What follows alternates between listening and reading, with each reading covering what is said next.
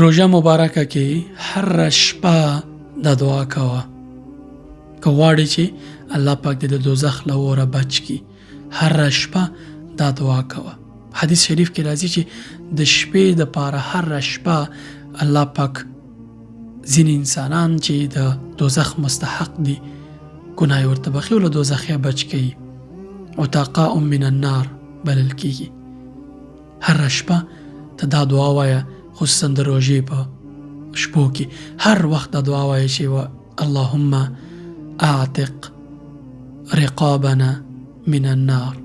دا دوامداره وایه، هر شپه دا دعا وایه، هیڅ مه هېروه، د ذکر په شان یې وایه.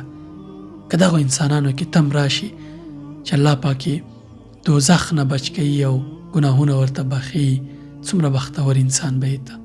هر شپه دا دعا کوه چې اللهم اعتق رقابنا من النار، او هر وخت ورسره دا دعا هم کوه چې اللهم بلغنا لیلة القدر، یا الله موږ لیلة القدر ته ورسوه.